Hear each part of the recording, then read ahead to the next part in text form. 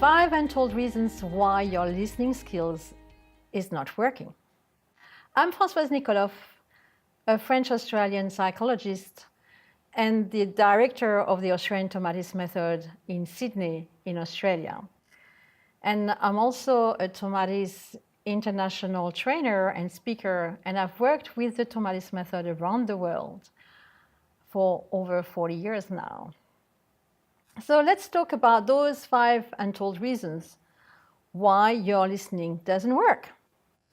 You or your child may perfect hearing, so have a good hearing test. However, it could be that your listening are not that great, or your child's listening is not that great. Before I share you the 5 reasons why your listening or your child's listening might not be working, I think we need to talk about the difference between hearing and listening. So hearing is the ability to perceive sounds. This is quite unconscious, this is most of the time, and this is pretty passive. We are bombarded with all the sounds around us, and we most of the time don't pay attention to it. So we are not necessarily aware of those sounds. And your ears may be hearing the traffic jam, but you don't take care of it, or might hear a dog barking and you might not pay attention to it. So you might not be conscious of all those sounds unless they start to interest you. And that's where listening begins. So listening involves the ear, the brain, and the body, and even the heart at the emotional level. Amongst all those noise that are surrounding you, if you are in the street, suddenly your name is called out. So your brain recognizes it, and then you are going to turn towards the direction where the sounds come from, where that person who is calling you could be situated and located. So that's where we start to get into listening. So your brain is immediately into an attentive mode, and now you try to look where it comes from. So listening includes hearing the sounds, paying attention, processing the sound as well, and the information, and responding to it. So listening is definitely involving the ear, the brain, and the body, and the heart at the emotional level. So if you cannot hear well, you may be suffering from hearing loss. But sometimes your brain doesn't understand what you are hearing, and it could create some issues. And one cause could be unconscious emotional reasons. This is when you go through changes or experiences that are somewhat unpleasant. Events like the passing of someone, a major accident, or long-term abuse and other issues could cloud over our minds and eventually hinder us from listening. So another reason number 2, is the immaturity of the connections between the ear, the brain, and the body. Listening is carried out by several processes, and if these networks are not fully developed, then it takes a huge toll for our brain to listen, but also to communicate and speak properly and learn properly. So this is another issue that we have, is if the brain and the connections to the ear, the brain, and the body are not matured enough. It's very important to understand that the ear is the gateway to the brain and the body. You can't imagine how important our ears are for our day-to-day life. We have several components in the ear. It's a very, very complex organ, very sophisticated. It's just an amazing organ. And in the inner ear, we have 2 components which are very important. It's the vestibular system, which is connected the whole body. Like not a single muscle can move without the interplay of the vestibular system. And it's also working with sensory integration, but the first rule of the vestibular system is to fight against gravity and to get your balance right. So it's involved also in fine and gross motor skills, in coordination, but in different activities like planning, sequencing, organizing as well. And we have another part, which is the cochlea, which is more the ear of the language. And that's where we are going to process the sounds. That's where we are going to be able to discriminate the sounds. And if our ears is well connected to the brain, we might be able to make a difference between sh, j, st. All those sounds sometimes are a bit close to each other, but we need to be able to discriminate with enough subtlety. So that's what the cochlea does, as long as it's well connected to the brain. And the cochlea is also involved in music, in singing, in attention, in concentration, in memory, in emotions as well, and in energy. The first role of the ear, in fact, is to charge the brain. And that's what Tomatis said and thought about, that the first role of the ear is to energize the brain. About 80% of the energy used by the brain comes from the ear, because it's a very complex organ, and the way that it is built makes that more we use high frequency sounds, more it's going to bring electrical charges to the brain, and so more the brain is going to be alert. And that's what we want to do. But do you know that also the muscles of the eyes are under the control of the ear via the vestibular system? So when we have children who cannot read, because their eyes, the saccade of their eyes is not really well established, then we can work on it. As well as the vagus nerve, this big cable which relies your bowel to your brain, your gut to your brain, and which is responsible for your breathing, for your heartbeat, for your digestions, for also the regulation of your emotions, is also connected to the ear. So you can therefore understand how important the ear is in our body, and most of the time we don't know about it. And that's the reason why I say that's the gateway to the brain and to the body as well. So it's a fascinating organ, and the connections to the brain and the body are just amazing. So if we are losing our ears, maybe not only on the hearing part of it, but when we lose stability, when we have vertigos or dizziness, that's part also of the ear not working correctly. So the third reason why our listening skill might not be working well is the sensitivity to sound. Children with special needs are often the ones highly affected with this difficulty. You see them covering their ears. You see them rejecting going to malls. You see them, especially with the autistic children, they don't want to come close to vacuum cleaner. They have some sounds that freak them out, and they can't function anymore. So the sensitivity to sound is a very important difficulty that if it's not happening or if it's not dealt well by the brain, it brings a traffic jam, and then the child cannot communicate, cannot learn, cannot function, in fact. So you have children and adults who can't stand, for instance, a crying baby or a dog barking, or the doors of the train being closed. I have children like that.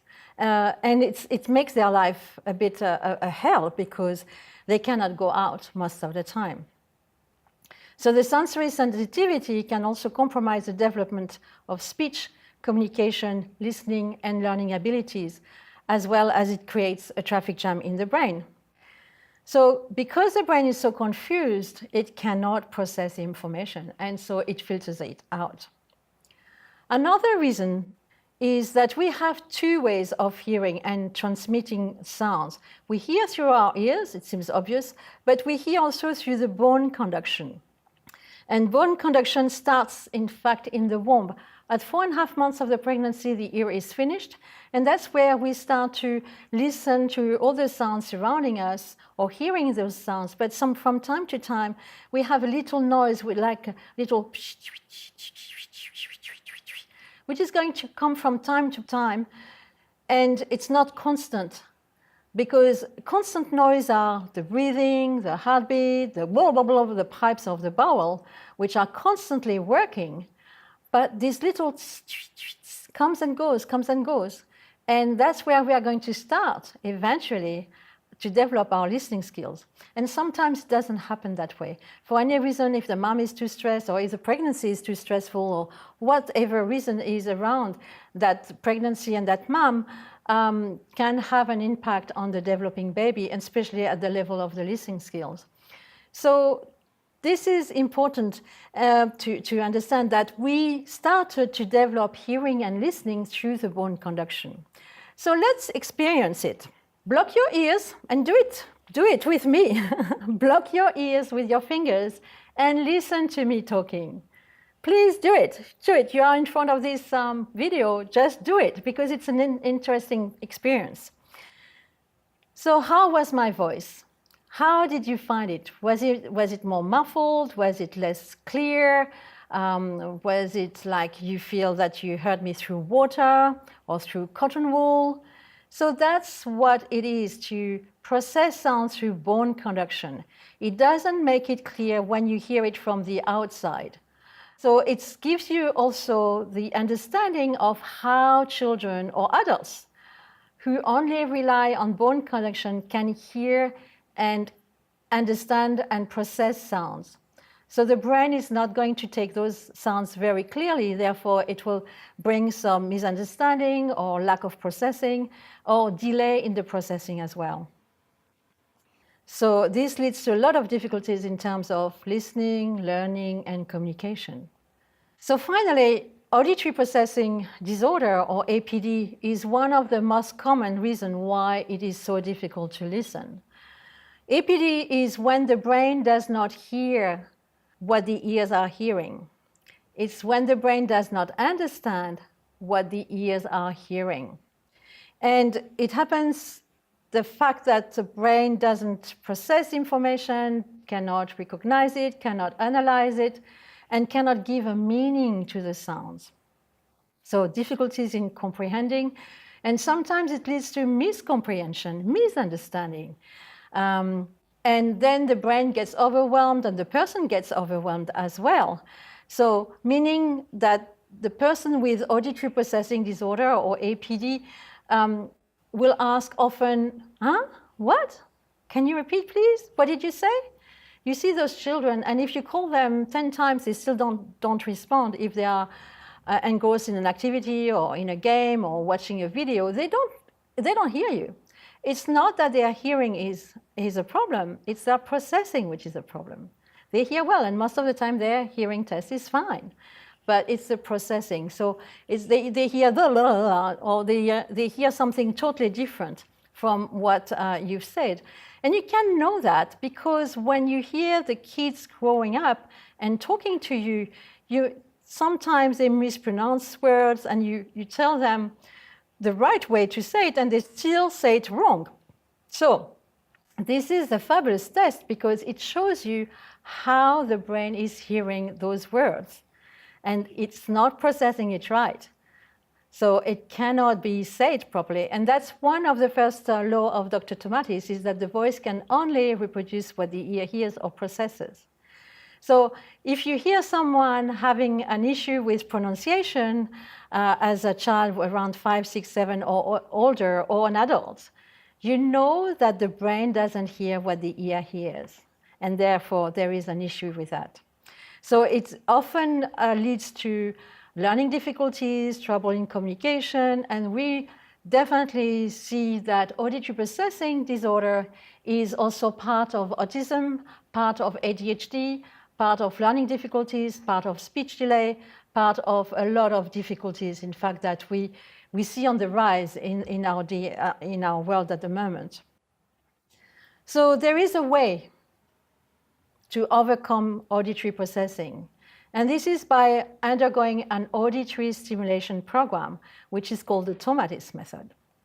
So the Tomatis Method relies on its electronic gating system, using a specific equipment, which is the TalkSup, and it's going to help to retrain and help the brain to finally access those sounds which the brain is mishearing, and therefore leading to misunderstanding and mispronouncing, etc., etc. So it aims on the fact that the brain is plastic. It aims on the fact that the brain is also benefiting from neuroplasticity. So more we retrain the brain to hear properly, more it's going to last and finally be forever.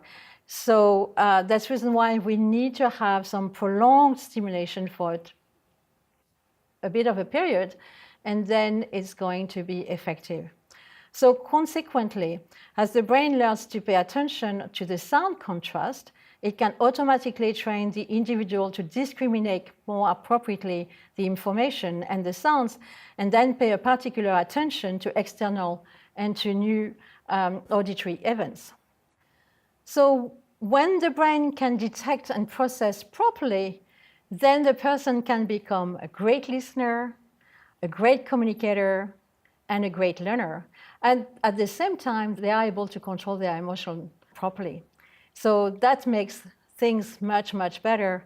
And instead of having listening disabilities or listening deficiencies, then by implementing the Tomatis method, we can see those children, those adults, those families blossoming because finally everyone is on the same wavelength and can understand and talk to each other. So could the Tomatis method be the best gift to you or to your child? Think of it. Thank you for watching this video. And if you want more, you can access our website with tomatis.com.au or listen to our podcast, the Conscious Ear podcast. Talk to you soon.